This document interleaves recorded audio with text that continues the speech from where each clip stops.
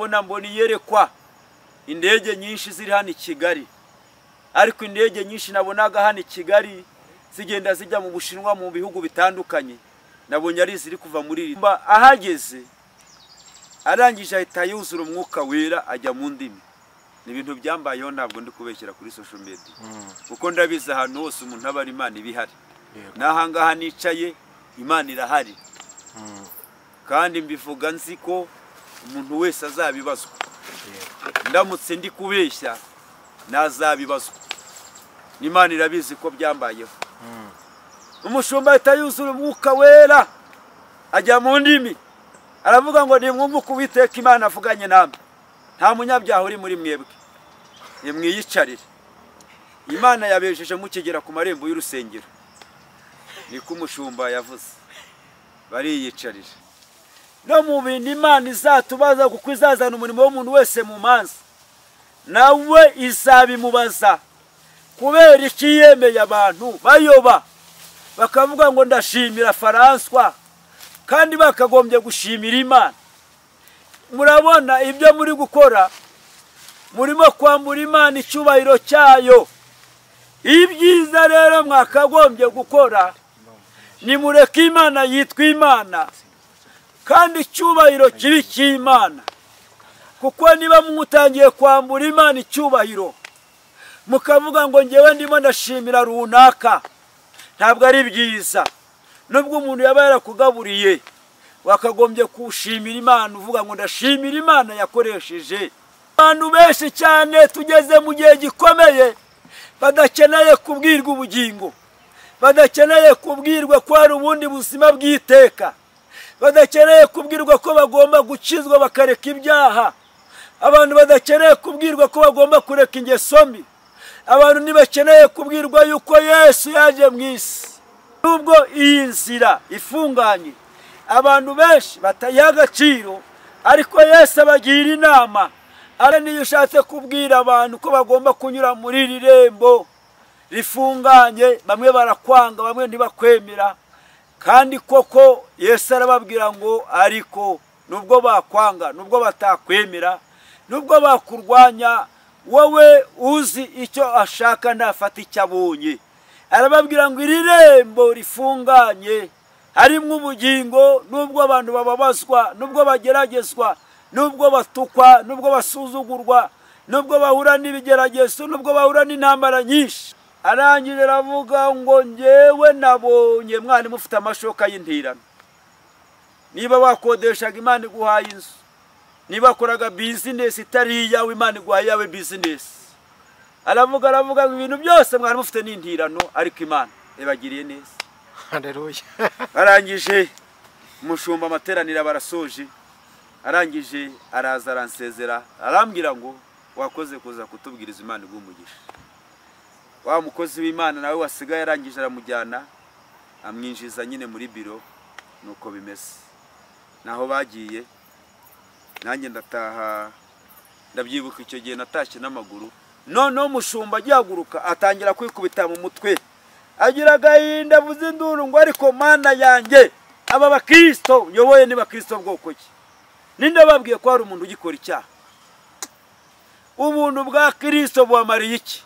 Aho nahereye mbigisha ku buntu nta soni. Herezo y'aba bantu nta bugingo bateze, kuko badakeneye kubwirwa ukuri kw'ijambo ry'Imana, kuko badakeneye gukizwa ngo bareke ibyaha bave mu ngeso mbi.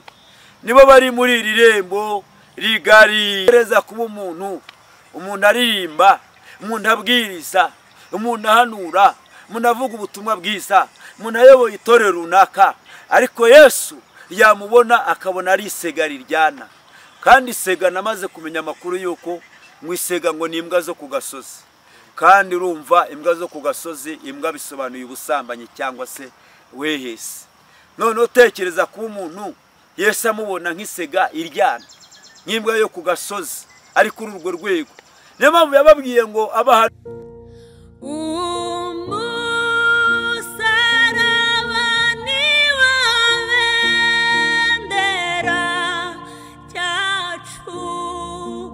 twabakijijwe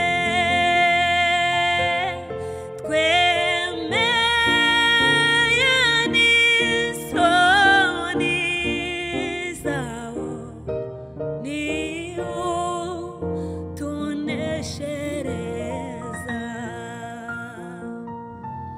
bakunze ibijambo ry'Imana kandi bakunze umusaraba TV, turabasuje ko turabaramukije mwese mudukunda kandi mwakukira ibiganiro byose tunyuza kuri channel neza y'Imana, nibane namwe kandi umugisha w'Imana ubamo ndetse n'abanyu bose hafi nakora mu cyuye bigiye bitandukanye mukamudukurikira kandi mukunda ibiganiro byacu. Reka tubasuze kandi twizere ko mwese muri amahoro. Imana y'amahoro ikomeze kubarinda kandi Imana y'amahoro ikomeze kubishimira. Mukore subscribe niba mutarakora subscribe, nta kindi mbaza no kugira ngo mujye mubana natwe umunsi ku munsi tunyuze ikiganiro mujye muba mbere mu kukibona. Ikindi kandi ubona ubyishimiye ntubyiherane ahubwo bisangize n'abandi. Turifuza ko ubutumwa bwiza bwa Yesu Kristo bwamamara bukagera ku bantu bose, kandi nibamenye ukuri niko kuzaba batura. Ukuri ni Yesu, ukuri ni ijambo ry'Imana. Turi kumwe no mu tumirwa wacu hano, reka tumusuze tumuhane ikaze. Ubwo neza mu izina rya Yesu. Murakoze cyane. Amen. Namahoro. Namahoro. Uritonze cyane. Ntabwo bisanzwe. Ntabwo mbona ari ukwitonda. Nuko kuri kamera niyo mpamvu. Ari indirimbo abarokore bajyaga baririmba kera ngo genda witonze twaye amabanga y'Imana. Nta mabanga y'Imana yakuremereye. Ndatangira kuvuga maze gutura umutwaro ufite. Yego.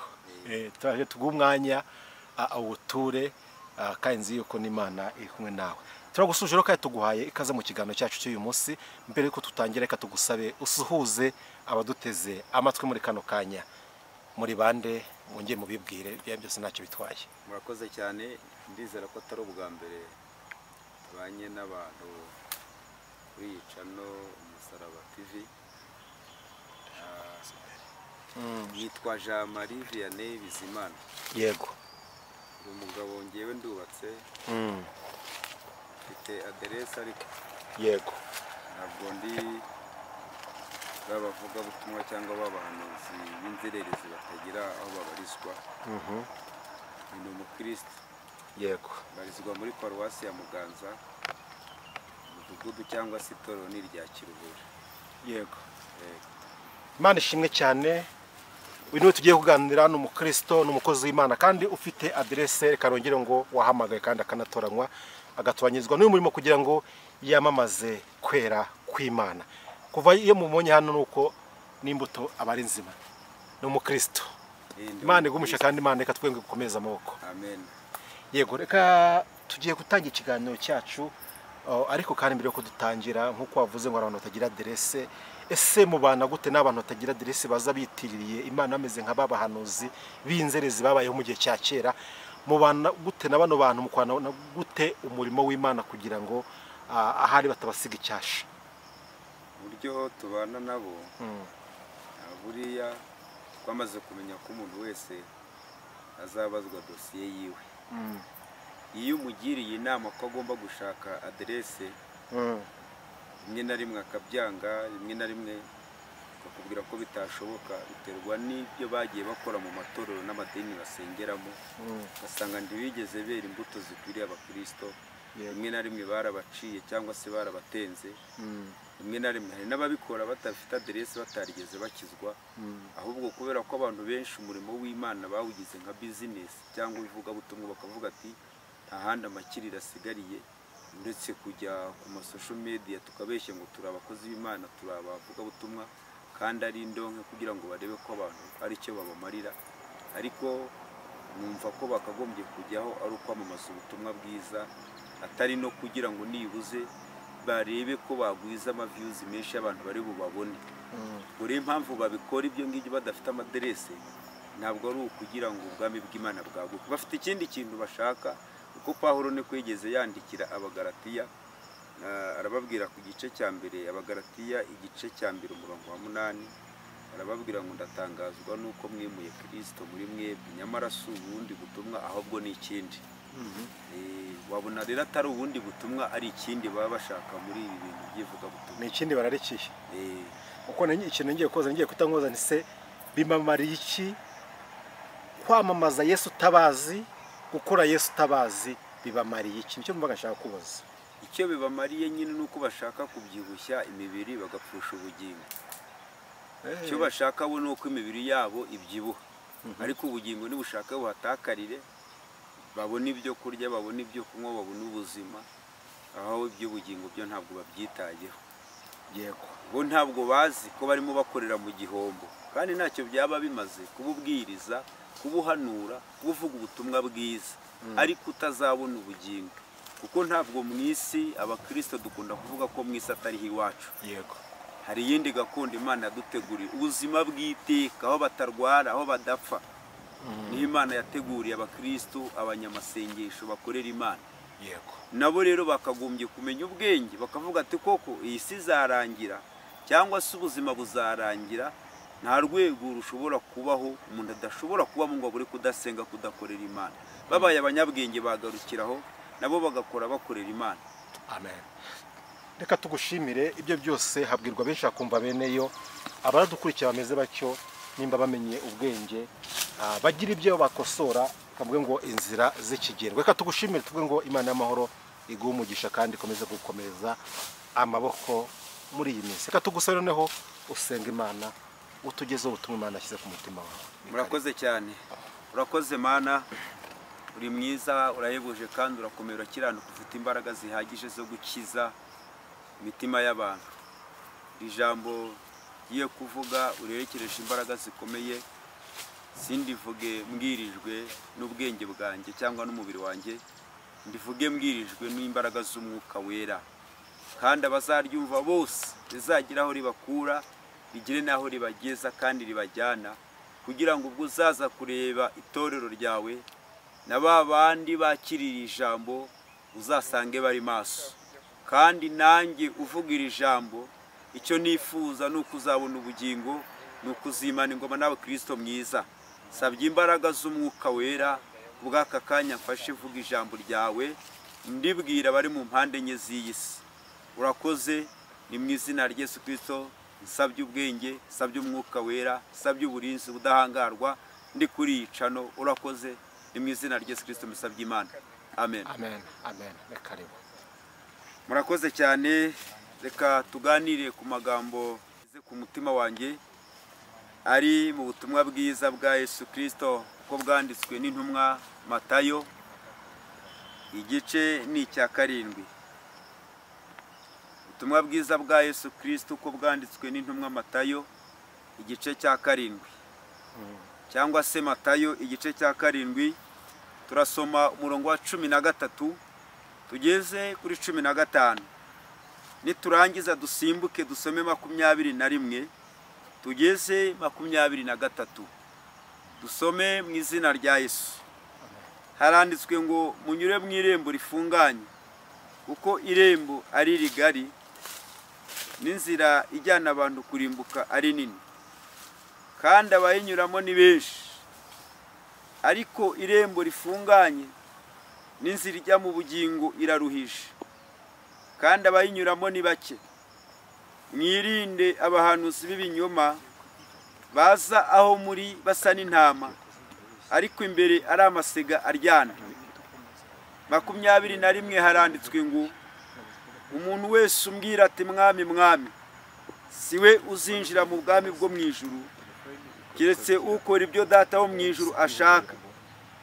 Benshi bazambaza kuri uwo munsi bati, mwami mwami, ntitwahanuraga mu izina ryawe, ntitwirukanaga abadayimoni mu izina ryawe, ntitwakoraga ibitangaza byinshi mu izina ryawe? Nibwo nzaberurira nti, sinigeze kubamenya, nimumve imbere mwa nkozi z'ibibi. Amen. Haleluya. Murakoze cyane. Aya niyo magambo yanditswe na Matayo, ariko ntabwo ari we wayavuze. Matayo nawe yaguye hano hirya muri Ethiopia, kandi bamwicishije inkota cyangwa se icumu. Nuko Matayo iherezo rye ryarangiye, buri bigishwa ba Yesu buri wese afite urupfu yagiye apfa, kandi yagiye apfa urupfu rutandukanye n'urwa mugenzi we. Ariko Matayo nawe nuko yiciwe muri Ethiopia azira kudahakana Yesu. Ariko nubwo ari we wanditse iki gitabo cy'ubutumwa bwiza, ntabwo aya magambo usomye ntabwo ari Matayo wayavuze, ahubwo aya magambo yavuzwe n'umwami Yesu. Matayo nawe yari muri bamwe 12 b'intumwa cyangwa ibigishwa ba Yesu. Ariko aya magambo yavuzwe na Yesu ari kumwe n'abigishwa be. Arabicaza rero abaganiriza ibijyanye n'ubwami bwo mu ijuru tujyamo cyangwa se n'irembo. Avuga ko hari amarembo abiri. Abwira abigishwa, arababwira ngo irembo rya mbere rimeze nk'aho rifunganye, ariko iryo rembo rifunganye niryo rizajyana abantu mu bwami bwo mu ijuru. Ariko iri rembo rigari cyangwa se iyi nzira y'igihogere, aravuga ngo abayinyuramo ni benshi, ariko nubwo bayinyuramo amaherezo yabo ni muri Gehinomu, aba bantu bazarimbuka. Yesu rero nawe arangije abwira abigishwa, yababwiye aya magambo akiri kumwe nabo atari yava mu isi, ariko babwira aya magambo kuko yarazi ko abigishwa bazasigara mu isi. Ariko nubwo bazasigara mu isi, ababwira ko hari ibintu bazahura nabyo, ariko nubwo bazahura nabyo abigisha ubwenge bwo kugira ngo basobanukirwe irembo rifunganye ndetse n'irembo rigari. Ninkoresha inzira cyangwa se irembo, mumenye icyo nshaka kuvuga. Nubwo Yesu yakoresheje irembo, nubwo nakoresha inzira, nawe biraba bitaniye, muze kubyumva cyane. Yesu rero nawe abwira abigishwa, arabicaza ababwira ko hari amarembo abiri cyangwa se hari inzira ebyiri zijya mu bwami bwo mu ijuru. Ariko zijya mu bwami bwo mu ijuru yababwiye ko ari inzira imwe.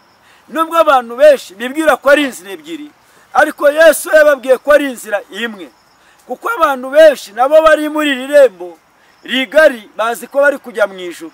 Ariko Yesu arababwira ngo siko bimeze, ahubwo abantu bari kujya mu ijuru n'abari kunyura muri iri rembo rifunganye nibo bajya mu bwami bwo mu ijuru. Nubwo benshi bataryemera iri rembo rifunganye, nubwo iyi nzira ifunganye abantu benshi batayiha agaciro, ariko Yesu abagira inama, arababwira ngo ifunganye izageza abantu mu bugingo. Ariko iyi nzira cyangwa se iri rembo rigari amaherezo ni muri Gehinomu, nta bugingo bategereje. Bari muri aya marembo yombi, ababwira ko irembo rifite agaciro ari iri rembo rifunganye. Reka rero nsobanure nk'uko Umwuka Wera yampaye ubusobanuro muri iri rembo. Rero Yesu abwira abigishwa, ababwira ngo iri rembo rifunganye, ngo abantu barinyuramo ngo ni bakeya cyane, ndetse n'iyo ushatse kubwira abantu ko bagomba kunyura muri iri rembo rifunganye, bamwe barakwanga, bamwe ntibakwemera. Kandi koko Yesu arababwira ngo ariko nubwo bakwanga, nubwo batakwemera, nubwo bakurwanya, wowe uzi icyo ashaka ntafata icyo abonye. Arababwira ngo iri rembo rifunganye harimo ubugingo, nubwo abantu bababazwa, nubwo bageragezwa, nubwo batukwa, nubwo basuzugurwa, nubwo bahura n'ibigeragezo, nubwo bahura n'intambara nyinshi, ariko iri rembo nubwo rifunganye amaherezo harimo ubugingo. Kandi Yesu ari kumwe n'abantu bagenda muri iri rembo rifunganye, ari kumwe n'abantu bakunda kugenda muri izi nzira zifunganye, yabateguriye ubugingo nyuma y'iri rembo rifunganye. Nyuma y'iyi nzira ifunganye harimo ubugingo. Arongera abakurira inzira ku murima, arababwira ngo iri rembo rigari abarinyuramo ni benshi, kandi koko abantu benshi bararikunze. Arangije arababwira ngo nubwo barinyuramo iri rembo rigari ari benshi, ariko amaherezo bazajya muri Gehinomu. Ariko amaherezo nta bugingo bateze, nta bugingo burimo. Nubwo bibwira ko harimo ubugingo, ariko Yesu arababwira ko nta burimo.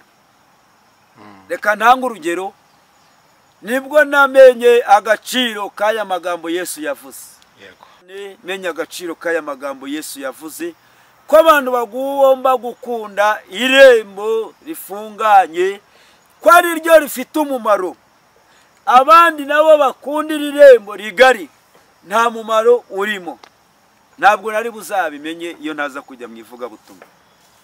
Ndatanga ingero zigera muri 3 z'ahantu nagiye kubwiriza mu murimo w'Imana. Nigeze njya mu murimo w'Imana Kimisagara, ariko ntabwo ndibuze kuvuga umushumba uyoboye iryo torero. Noneho nakira telefone impamagaye, irambwira ngo nzajyeyo ngo mu murimo w'Imana tuganire ku ijambo ry'Imana. Nza kujyayo, ni itorero cyangwa se ni idini riri Kimisagara, ntabwo ndi buhavuga ari Kimisagara ahariho. Ndangije hari ku munsi w'amasengesho birirwamo. Y'amasengesho njya gusengayo, maze kugerayo uko nari nahamagawe, mbona umwanya wo gufata ibihe ngo nsenge, kugira ngo nsenge mbaze Imana icyo nazavuga. Rero Imana iza kumpa ijambo rivuga ngo umukiranutsi wiyoroshya imbere y'umunyabyaha ameze nk'iriba ritobamye n'isoko yandushwe, riri mu Migani igice cya 25 umurongo wa 26. Nanjye rero ndivuga nk'uko nari nahawe ubusobanuro bwaryo. Ndangije kuvuga iri jambo, mpamagara umushumba, namubwira ati mushumba, hari abantu batsinzwe n'ijambo ry'Imana bakereye gusengerwa, none rero nimuze mubasengere. Umushumba ahageze arangije ahita yuzura umwuka wera ajya mu ndimi. Ni ibintu byambayeho, ntabwo ndi kubeshyira kuri social media, kuko ndabizi ahantu hose umuntu aba ari Imana ibihari. Nahangaha nicaye Imana irahari, kandi mbivuga nzi ko umuntu wese azabibazwa. Ndamutse ndi kubeshya nazabibazwa, Imana irabizi ko byambayeho. Umushumba ahita yuzura umwuka wera ajya mu ndimi, aravuga ngo nimwumve uko Uwiteka Imana avuganye namwe, nta munyabyaha uri muri mwebwe, nimwiyicarire. Imana yabejeje mukigera ku marembo y'urusengero, niko umushumba yavuze, bariyicarira. Nari nicaranye n'undi mushumba maze kubwiriza, nuko yasenze umushumba, yicarana n'undi mushumba nawe bari batumiye. Umushumba arangije agira agahinda gakomeye, arambwira ati mukozi w'Imana urakoze cyane, Imana igumugisha, ariko sinshobora kongera kwicara muri urusengero. Umushumba arangije arisohokera arigendera. Arambwira ati nzaguhamagara uze tuganize ku ijambo ry'Imana. Nuko byagenze. Haza gukurikiraho undi muvuga butumwa, nawe sindi buvuge, ariko asengera muri ibi bice, kandi n'iryo torero n'ubu riracyasenga ntabwo rifunze. Arababwira ngo mushumba, ngewe Imana yampaye ijambo rivuga ngo mugiye kurya ibyimejeje. Nagiye kubona mbona iyerekwa indege nyinshi ziri hano i Kigali, ariko indege nyinshi nabonaga hano i Kigali zigenda zijya mu Bushinwa mu bihugu bitandukanye, nabonye ari ziri kuva muri iri torero ryawe. Mbona Imana igiye kwagura abakristo bawe, bagiye kuba abacuruzi, Imana ibahaye amaviza, Imana ibahaye business zikomeye. Mushumba itahagurukana 5,000. Nukuri yambayeho. Aravuga ngo ntiwumva arata umuvuga butumwa, aragenda mukubita bya 5 kuntu uza ku ruhimbi, atakira tumuvuga butumwa n'uyu. Arangije n'abakristo nabo nyine bahita bamanuka bagenda bajya gushyigikira amavuta ye. Arangije ahita arasohoka, aramubwira ati mushumba naho kuri telefone, ubwo yari abonye amafaranga arigendera. Haza undi muvuga butumwa nawe wo mwitoro rya Kimironko, bose ndabazi uko ari 3 se nabavugira kuri social media. Twahuriye turabavuga butumwa 3. Wa undi nababwiriza kubijyanye n'ishoka, bahamagara Elisa ngo ishoka yaguye mu mazi. Arangije aravuga ngo ngewe nabonye mwana mufite amashoka y'intirano, niba wakodeshaga Imana iguhaye inzu, niba koraga business itari iyawe Imana iguhaye yawe business. Aravuga ibintu byose mwana mufite n'intirano, ariko Imana ebagiriye neza. Haleluya.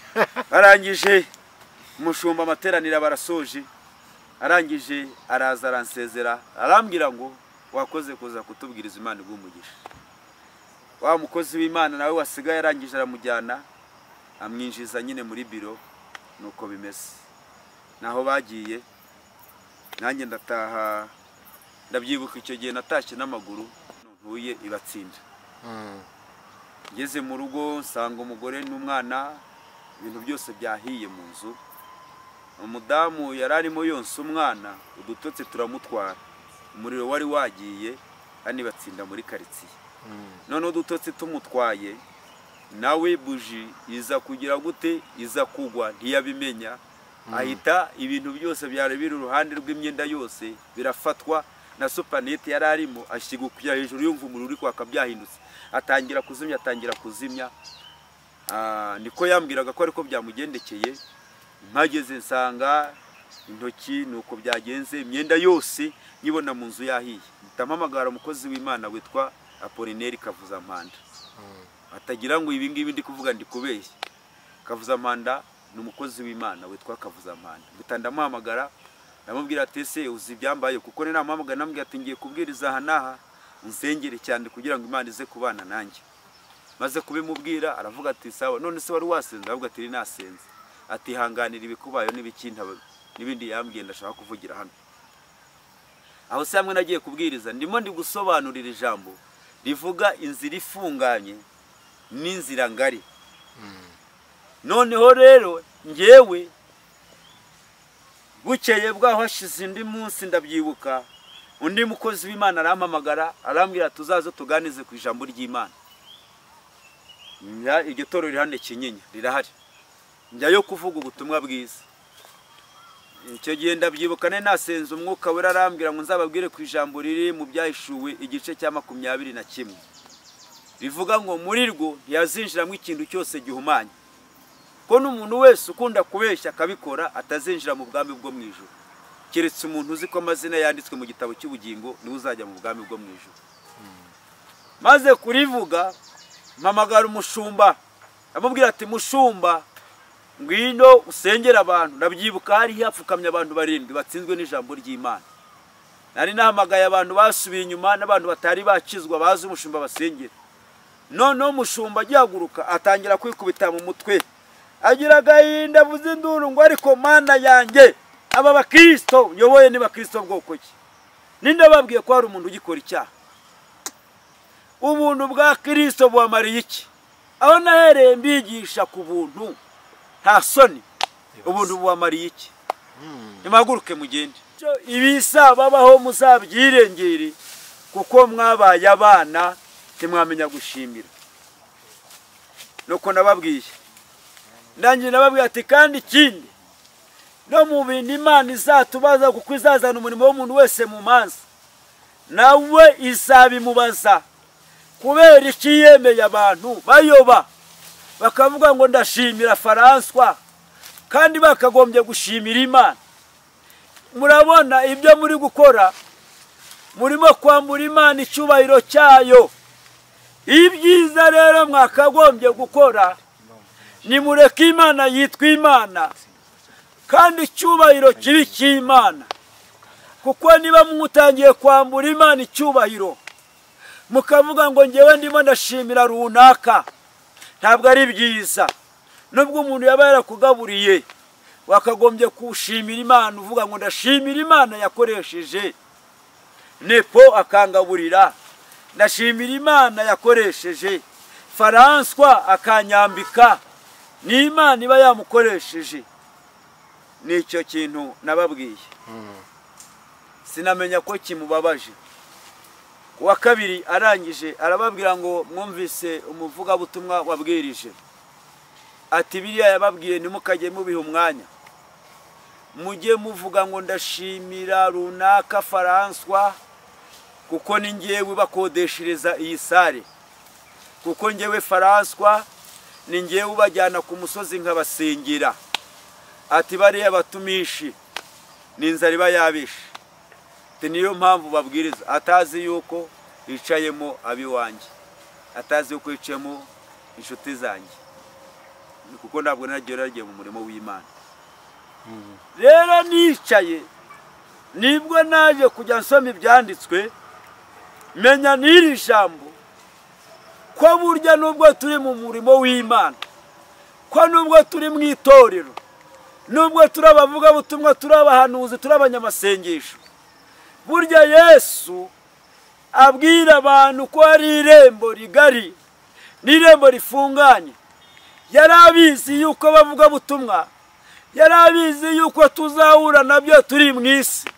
Nubwo yabibwiraga abigishwa, ntabwo ari bo bonyine, ahubwo natwe tuzabakurikira, kuko barabatemye turashibuka, natwe imirimo basize tuzayikora. Niba baravuga ubutumwa bwiza barabuvugaga, natwe turimo turavuga ubutumwa bwiza, nkuko Yesu yabasobanuriye ko hari irembo rifunganye ndetse n'irembo rigari. Natwe yarabizi ko tuzahura nabyo. Rero menya neza yuko abantu benshi bari muri uyu murimo w'Imana. Yesu arababwira ngo abari muri iri rembo rigari ibihe byose bazajya muri Gehinomu. Bazajya muri Gehinomu kubera ko iri rembo rigari. Yesu yaravuze ngo abarinyuramo ni benshi. Abanyura muri iri rembo rigari ni benshi. Niryo abantu bakunda. Abantu iri rembo nubwo barikunze, ariko amaherezo Yesu yaravuze ngo bazajya muri Gehinomu. Amaherezo y'aba bantu nta bugingo bateze, kuko badakeneye kubwirwa ukuri kw'ijambo ry'Imana, kuko badakeneye gukizwa ngo bareke ibyaha bave mu ngeso mbi.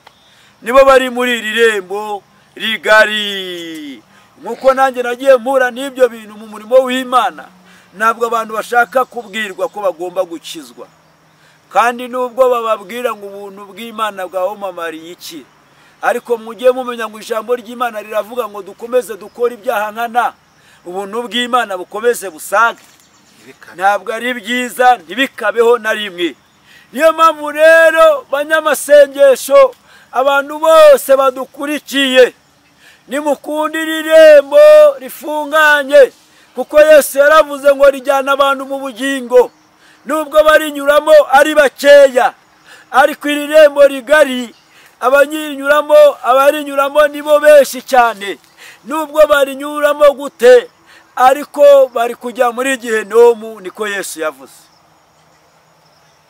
Yesu arangiza arababwira ngo nimwirinde abahanuzi b'ibinyoma. Abo ngabo ni abahanuzi b'ibinyoma duhura nabo muri uyu murimo. Ariko Yesu arababwira ngo mwirinde abahanuzi b'ibinyoma.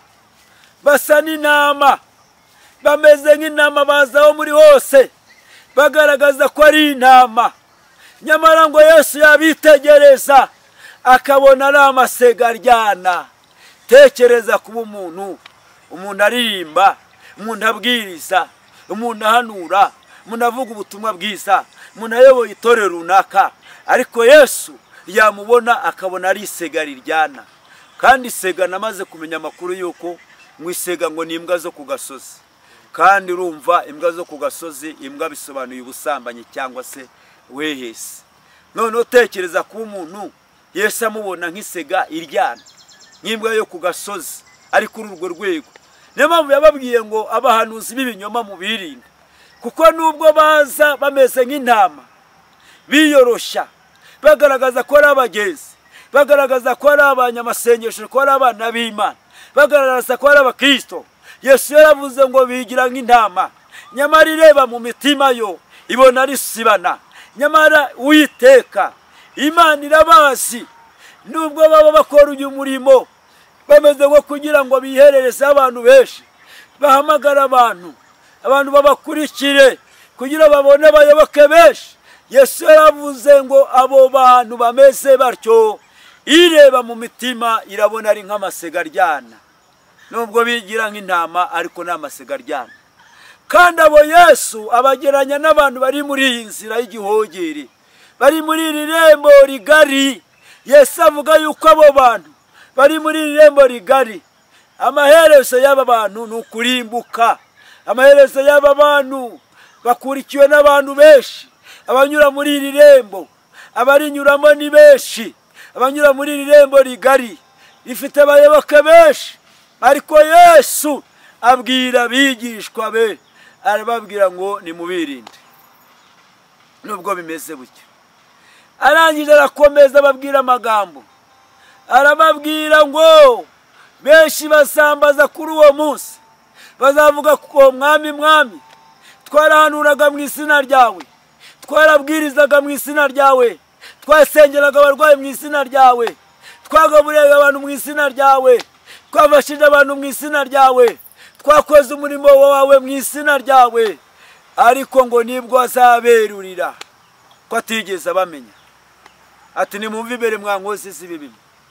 Biteye agahinda gakomeye cyane kuba tweze tuza tukabwiriza kuri social media, kuba tweze tubwiriza duhanura dufite amatorero twitwa amazina runaka, ariko ku munsi w'imperuka Yesu akavuga ngo nibwo nzaberurira, ngo sinigeze mbamenya. Nimumve imbere mwa nkozi z'ibibi. Yesu ashimwe cyane. Ariko Yesu arababwira ngo iri rembo rifunganye harimo ubugingo. Abantu benshi cyane tugeze mu gihe gikomeye badakeneye kubwirwa ubugingo, badakeneye kubwirwa ko hari ubundi buzima bw'iteka, badakeneye kubwirwa ko bagomba gukizwa bakareka ibyaha, abantu badakeneye kubwirwa ko bagomba kureka ingeso mbi, abantu ntibakeneye kubwirwa yuko Yesu yaje mu isi atubera igitambo gikwiriye, kandi yaje mu isi kugira ngo izibuze ubugingo zibone ubugingo. Uzamwizera wese akakizwa azaba avuye mu rupfu, azaba ageze mu bugingo. Ariko abantu bamuteye umugongo, abantu ntibashaka kubwirwa ubutumwa bwiza, abantu bashaka biracitse, abantu bashaka kubwirwa amaviza, abantu bashaka kubwirwa ndetse amamodoka, kwaguka muri bizinesi. Ariko nyamara nubwo babibabwira, Yesu ntabwo abazi. Yego ni byiza cyane nibabikubwire, ariko warakijijwe. Ariko barabibwira abasambanyi, barabibwira abatinganyi, barabibwira abajura, barabibwira abahehesi, barabibwira bajya mu bapfumu, abakonikoni za Nyabingi, barabibwira abantu badakizwa badahura na Yesu, badaruka nabo, barangiza bakabayobya bakababwira ngo Imana iguhaye visa, Imana irakubakiye, Imana iragukijije, Imana ikoze ibi n'ibi. Niba abantu bashaka gukira indwara zananiranye, niba abantu bashaka gukira amakanseri, diyabete, sida n'izindi ndwara zose, nibakizwe bave mu byaha, bave mu buyobe. Yesu afite imbaraga zo gukiza. Niwe ukiza ababembe, niwe ukiza ibirema, niwe uhumura impumyi, niwe ukiza na wundi uburwayi bwananiye abaganga n'abadogiteri. Yesu arabukiza. Iyo wamwizeye ukamumenya ukamutunga mu buzima bwawe, aragukiza. Va mu byaha niba ushaka gukira izo ndwara zananiranye. Ariko abantu benshi bashaka kubwirwa imigisha, nyamara nta migisha ihari. Niyo magambo Yesu yavuze ngo abo ngabo n'abantu bari muri rya rembo rigari, abarinyuramo ni benshi. Iyi nzira y'igihogere irimo abantu benshi, niyo abantu benshi bakunda kubwirwa, ariko abantu banze gukizwa, abantu banze kureka ibyaha, abantu banze kuva mu buyobe ngo bamenye Kristo wapfuye akazuka, bamenye ko azaza kureba itorero, bamenye ko azababwa ubugingo bw'iteka. Yesu abagira inama, arababwira ngo nimukunde iri rembo rifunganye. Nubwo rifunganye warwara, ariko Yesu abereye maso kugira ngo agukize. Wasonza, ariko Yesu akubereye maso kugira ngo akugaburire. Wakwambara ubusa, ariko Yesu akakwambika. Kubera ko iyi nzira nubwo ifunganye, niko tujya turirimba ngo iyi nzira itagaragara hakaba mu kabwibwi. Yesu ati ndi kumwe nawe, ujye umuhanga amaso. Nta wundi wo guhangwa amaso uretse Yesu wenyine. Bamuri iri rembo rifunganye, ariko umenye ko harimo ubugingo. Nubwo ugeragezwa, ariko Yesu arahari kugira ngo agutabare. Nubwo uhura na byinshi, Yesu arahari kugira ngo akugirire neza. Niyo mpamvu uyu munsi wa none ndimo ndaguhugura nkubwira ngo va mu buyobe, va mu nzira y'igihogere irimo abantu benshi, ahubwo ujye mu nzira ifunganye. Iyi nzira ifunganye harimo Kristo, kandi iyo migisha bababwira, ibyo bisubizo bababwira ntabwo biramba. Nubwo bakubwira ngo Imana iragutabaye ejo ugahura n'igitangaza, ariko uzi kuhura n'ibintu bitari byiza kuri umupagani wo kubabarwa, kuri umunyangeso mbi. Ibisubizo uzakura muri iyi nzira y'igihogere, ibisubizo uzakura muri iyi nzira ngari, ntabwo bizaramba, ntabwo bizamara igihe kirekire. niyo mpamvu uyu munsi watabarwa, ukwezi kumwe n'ubundi ugasubira inyuma, ukwezi kumwe n'ubundi ukongera ukibaza niba ari Imana ari gutabaye. Nuko bitavuye ku Mana ibi bisubizo. Ariko niba uri muri iyi nzira ifunganye, ibisubizo byose uzahura nabyo bivuye ku Mana. Ari Imana ivuze ngo ndagutabaye, ari Imana ivuze ngo ngukuye mu bukode, ari Imana ivuze ngo nguhaye akazi, ari Imana ikaguhaye aka kazi kararamba. Umugisha wose uvuye ku Mana. Iyo uyu mugisha uvuye ku Mana urawurya, n'abawe bakawurya, n'abagukomokaho n'abuzukuruza bakazarya ku mugisha se cyangwa nyina yakoreye, kubera ko yabaye neza muri iyi nzira ifunganye. Harimo umugisha, harimo ubugingo, harimo ibisubizo biramba bimara igihe kirekire. Nimukunde kubwirwa ukuri kw'ijambo ry'Imana. Ifunganye harimo ubugingo, ntabwo bizarangira gutyo gusa. Ariko iyi nzira y'igihogere, iyi nzira ngari, nubwo wayibamo bizarangira ugiye muri Gehinomu. Harimo ingaruka zitari nziza, harimo imirimo mibi, bararwaragurika ntibakire, abantu bahura n'imyuka mibi idashobora gukira, abantu bahura n'ibigeragezo bidashobora gukira, abantu bahura n'intambara zikomeye bikururiye ku giti cyabo. Nyamara Yesu arahari kugira ngo akubwire ngo va mu byaha, umumenye, umukurikire. Twasoreze ku ijambo riri 20 riri mu gice cya 7 umurongo wa 23 rivuga ngo nibwo nzaberurira, sinigeze mbamenya, nimumve imbere mwankozi zibi bimwe. Biteye agahinda gakomeye kumva Yesu azerurira abantu. Bamwe bazajya baza bavuge ngo twebwe twagaburiye abantu, twebwe twambitse abantu, twebwe twishyiriye abantu amazu, twebwe twarakodeshaga ariko abantu baduha amazu, abantu batugurira amazu, twebwe twishyiriye abana amafaranga y'ishuri, twebwe twahaye abantu ubuzima, tubabere ubuzima. Ariko Yesu yavuze ijambo ryanteye ubwoba, ndivuga ngo nibwo nzaberurira, ngo sinigeze mbamenya, nimumve imbere mwankozi zibi. Biteye agahinda gakomeye cyane kumva Yesu azerurira abantu ngo sinigeze mbamenya.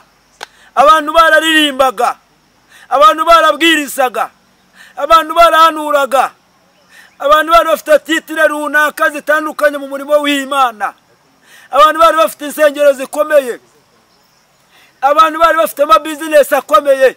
Ariko Yesu akababwira ngo nimumve imbere, sinigeze mbamenya mwankozi zibi bimwe. Ariko aya masaha ndakwinginga wowe udukurikiye, wowe uzatwumva, wowe uri mu bihugu bitandukanye ku isi, mugiriye inama, byaba bimaze iki ibyo wakoze Yesu akakwerurira akakubwira ko atigeze akumenya? Nyamara niba ushaka ko akubwira ko yakumenye, nukuva mu busambanyi, mu businzi, mu buhehesi, ukareka ingeso mbi, nukureka ubupfumu, ubukonikoni, ibyaha byose ukora.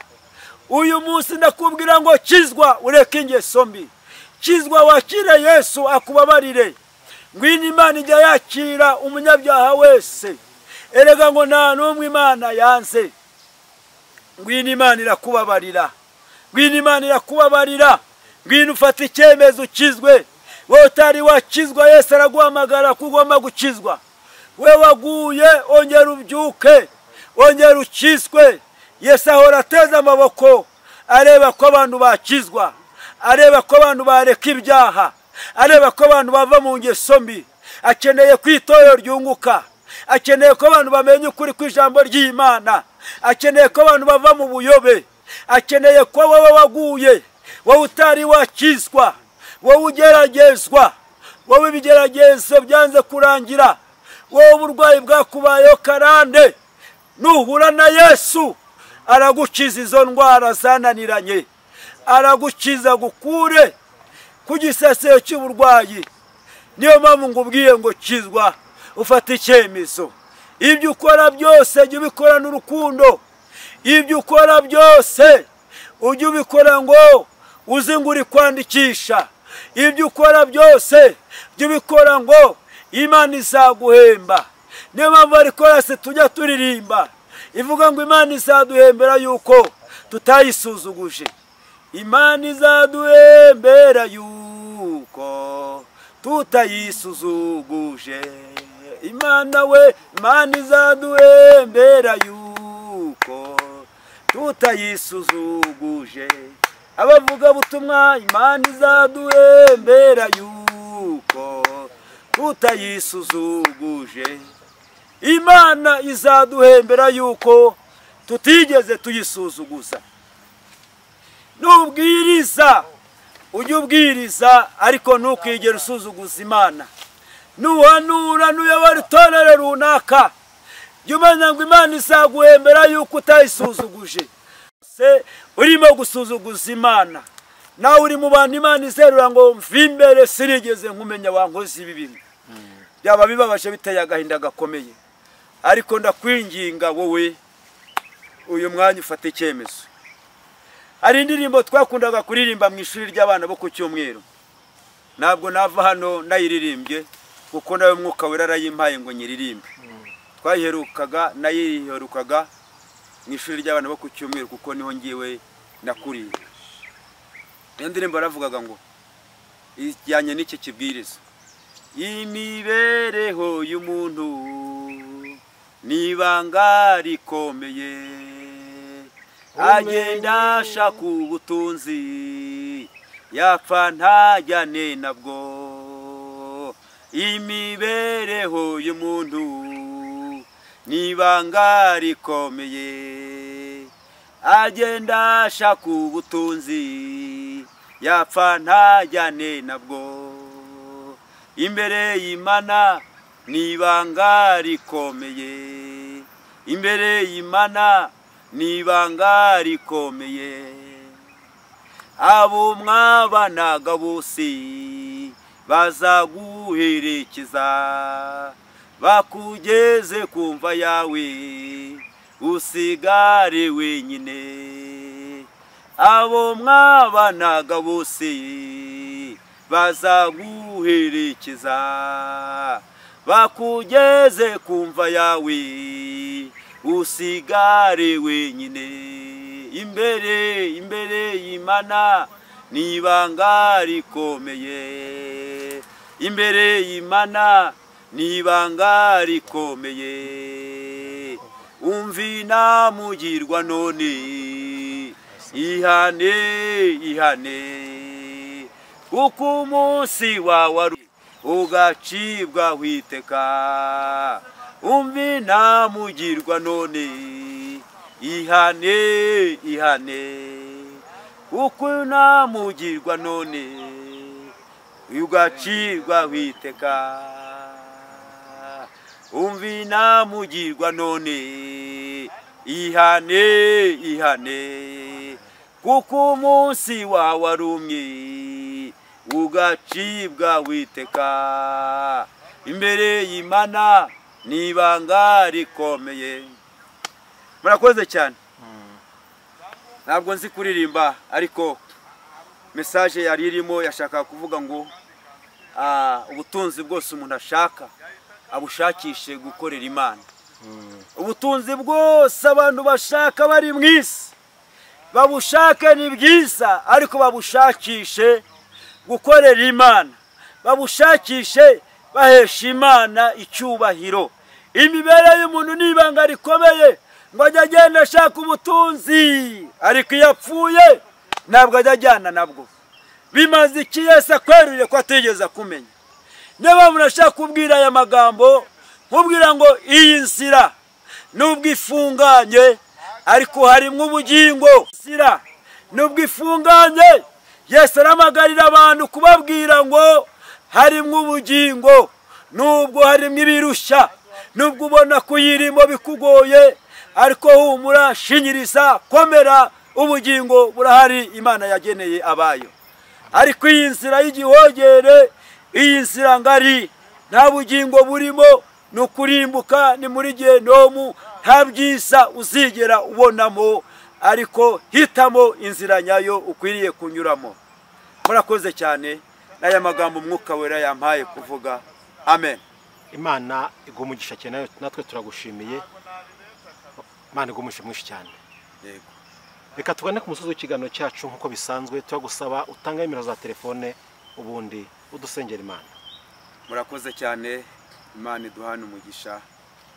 Nimero yanjye ya telefone 078 454 18 078 454 45 18. Murakoze. Karibu n'isengesho. Urakoze Mana, ushimwe cyane kandi uhimbazwe. Kirwa hejuru kubwaya masaha. Icyubahiro kibi cyawe. Urubizi ko ndaba ndi kuri yicano ndimo mvuga ijambo ryawe. Ijambo ryawe ratubwira ngo ibyahumetswe byose